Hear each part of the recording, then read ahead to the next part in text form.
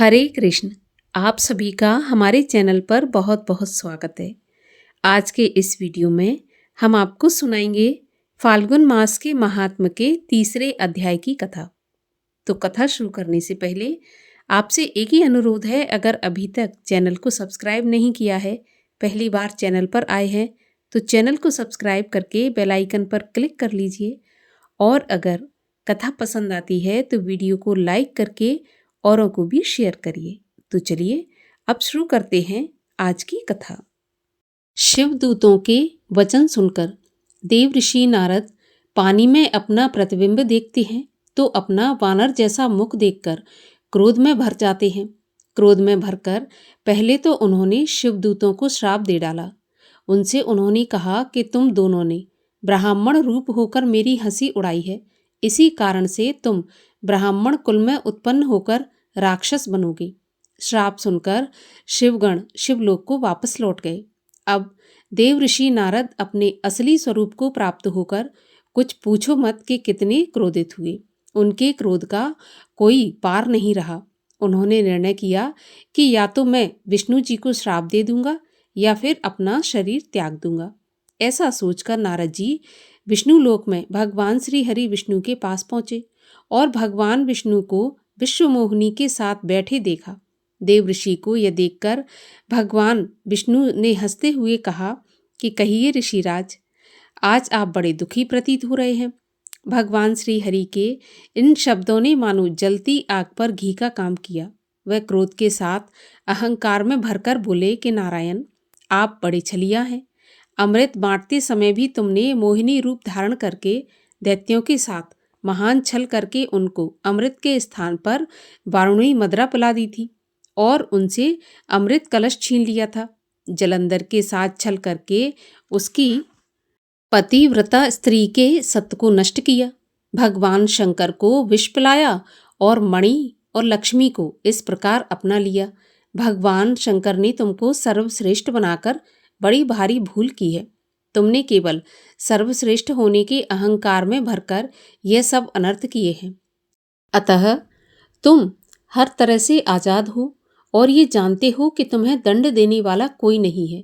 आज तुम अपनी करनी का फल पाओगे। आज मैं तुमको ऐसा श्राप दूंगा कि जिससे तुम भविष्य में कभी भी ब्राह्मणों को सता नहीं सकोगे। माना कि तुमको भगवान शंकर ने वरदान देकर रखा है, मगर मैं तुम्हें श्राप देता हूँ जो कि कभी झूठ नहीं हो सकता। तुमने मनुष्य शरीर धारण करके मेरा अपमान किया है। बस इसी रूप में तुम मनुष्य राजा होगे और इसी प्रकार स्त्री का वियोग भोगोगे। जिस प्रकार से तुमने स्त्री कलेश में मुझे दुखी किया है, तुमने वानरों जैसा मेरा मुख बनाया है, इसलिए यही वानर तुम्हारी सहायता करेंगे। तुमने स्त्री के लिए मेरा अपमान किया है, इसलिए तुम मनुष्यों की भांति स्त्री वियोग में दुखी रहोगे। भगवान श्री हरि विष्णु ने भगवान शंकर की इच्छा जानकर ये श्राप अंगीकार कर लिया। ठीक उसी समय भगवान विष्णु की माया ने देव ऋषि नारद को अपने जाल से मुक्त कर दिया। भगवान श्री हरि विष्णु के साथ जो कन्या दिखाई दे रही थी वह भी अदृश्य हो गई और देव ऋषि नारद की माया का द्वार लुप्त हो गया। ज्ञान फिर आकर उपस्थित हो गया। तब नारद जी पछताने लगे और कहने लगे कि ये मैंने क्या कर डाला। उन्होंने भगवान से कहा कि भगवान, आपकी माया का पार कोई नहीं पा सकता। मैं अपने आपे में नहीं था। नाथ, मुझे क्षमा कर दो। मैंने अज्ञानवश भगवान शंकर की माया से मोहित होकर आपको श्राप दे डाला। अब मुझे घोर नरक में जाना होगा। प्रभु, अब कोई ऐसा उपाय कीजिए जिससे कि मैं इस पाप से मुक्त हो जाऊं। मुझे नरक की यातना से बचाइए दीनानाथ, मैं आपका दास हूँ। इतना कहकर देव ऋषि नारद भगवान विष्णु के चरणों में गिर पड़े। तब भगवान श्री विष्णु ने उनको उठाकर प्रेम से कंठ से लगाया और मधुर वाणी द्वारा कहने लगे, नारद, तुमने भगवान शंकर का कहा नहीं माना। ये सब उसका परिणाम है। वह परम ब्रह्म सच्चिदानंद सत्वनज तुमसे परे हैं, निर्गुण निर्विकार। उन्हीं के वरदान से मैं सर्वश्रेष्ठ बना हूँ। इसलिए अब तुम जाकर भगवान शंकर का ध्यान करो। उनकी दया के बिना परम पद की प्राप्ति नहीं होगी। उन्हीं भगवान श्री शंकर ने तुम्हारे मुख से मुझे श्राप दिलवाया है। मुझे भगवान शंकर से प्रिय और कोई नहीं है, इसलिए अब तुम उनको अपने हृदय में धारण करते हुए काशीपुरी में जाओ और वहां जाकर समस्त संशयों का त्याग करके केवल उन्हीं के नाम का जाप करो, उन्हीं का गुणगान करो और उनके शतनाम स्तोत्र का प्रेम से पाठ करो। तुम्हारे पाप नष्ट हो जाएंगे। श्री काशीपुरी में भगवान शंकर के दर्शन करने के पश्चात तुम अपने पिता ब्रह्मा जी के पास जाकर भगवान शंकर के नामों को सुनो, क्योंकि ब्रह्मा जी भगवान शंकर के अनन्य भक्त हैं। सूत जी बोले, ऐसा कहकर भगवान विष्णु अंतर ध्यान हो गए और देव ऋषि नारद वहां से काशीपुरी को रवाना हो गए। मार्ग में उन्हें वह दोनों शिवदूत भी मिले जिन्होंने कि स्वयंवर मंडप में उनकी हंसी उड़ाई थी। उन्होंने नारद जी के चरणों में गिरकर क्षमा याचना की। उन दोनों की प्रार्थना सुनकर नारद जी बोले, हे रुद्रगणों, शंकर की माया से मोहित होकर मैंने ये अनर्थ कर डाला, लेकिन मेरा वचन असत्य नहीं हो सकता, अतएव तुम्हें श्राप का फल तो भोगना ही पड़ेगा। तुम दोनों मुनिवीर द्वारा एक राक्षसी से जन्म पाओगे। तुम दोनों भगवान श्री शंकर के परम भक्त और प्रतापी होगे। समस्त सृष्टि पर तुम्हारा अधिकार होगा। अनेकों सुख भोगने के पश्चात भगवान श्री हरि विष्णु अपने दूसरे रूप में आकर तुम्हें मुक्ति प्रदान करेंगे। ऐसा कहकर नारद जी ब्रह्मा जी के पास जाकर प्रार्थना करने लगे, प्रभु, भगवान श्री हरि विष्णु की कथा तो आपने मुझे सुनाई, अब मुझे भगवान शंकर के नेक चरित्रों को सुनने की अभिलाषा है। मैं जानना चाहता हूँ कि सदाशिव सृष्टि के आदि में किस रूप में आते हैं, सृष्टि के मध्य में उनकी कैसी लीला होती है और सृष्टि के अंत में अर्थात सृष्टि के प्रलय काल में वे सदाशिव महेश्वर कहाँ निवास करते हैं और प्रसन्न होकर अपने भक्त को क्या देते हैं। आप भगवान सदाशिव के सभी चरित्र मुझे सुनाइए। इसी के साथ तीसरे अध्याय का समापन होता है। इसके आगे की कथा अब आप सुनेंगे कल के वीडियो में। और अब सुनिए श्री शिव चालीसा। जय गणेश गिरिजा सुवन, मंगल मूल सुजान, कहत अयोध्या दास तुम, देहु अभय वरदान। जय गिरिजापत दीन दयाला, सदा करत संतन प्रतिपाला। भाल चंद्रमा सोहत नीके, कानन कुंडल नाग फनी के। अंग गौर सिर गंग बहाए, मुंड माल तन छार लगाए। वस्त्र खाल बाघंबर सोहे, छवि को देख नाग मुनि मोहे। मैना मात की हवे दुलारी, वाम अंग सोहत छवि न्यारी। कर त्रिशूल सोहति छवि भारी, करत सदा शत्रुन छयकारी। नंदी गणेश सोहे तह कैसे, सागर मध्य कमल हो जैसे। कार्तिक श्याम और गणराऊ, या छवि को कही जात न काऊ। देवन जबहि जाए पुकारा, तबहि दुख प्रभु आप निवारा। किया उपद्रव तारक भारी, देवन सब मिले तुमहि जुहारी। तुरत षडानन आप पठायऊ, लव निमेष मह मार गिरायऊ। आप जलंधर असुर संघारा, सुयश तुम्हार विदित संसारा।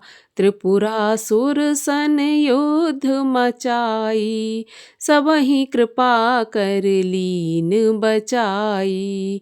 किया तपहि भागीरथ भारी, पुरब प्रतिज्ञा तासु पुरारी।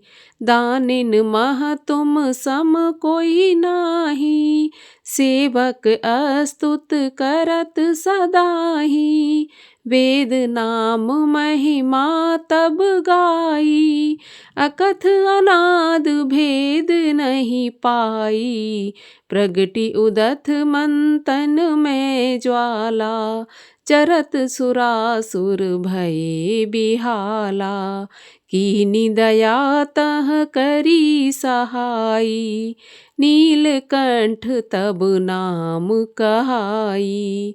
पूजन रामचंद्र जब कीना, जीत के लंक विभीषण दीना। सहस कमल में हो रहे धारी, कीन परीक्षा तबहि पुरारी। एक कमल राखे प्रभु जोई, कमल नयन पूजन चह सोई। कठिन भक्ति देखी प्रभु शंकर, भय प्रसन्न दिए इच्छित वर। जय जय जय अनंत अविनाशी, करत कृपा सबके घटवासी। दुष्ट सकल नित मोहे सतावे, भ्रमत रहो मोहे चैन न आवे। त्राहि त्राहि मैं नाथ पुकारो, एहि अवसर मोहे आन उबारो। लै त्रिशूल शत्रुन को मारो, संकट से मोहे आन उबारो। मातु पिता भ्राता सब होई, संकट में पूछत नहीं कोई।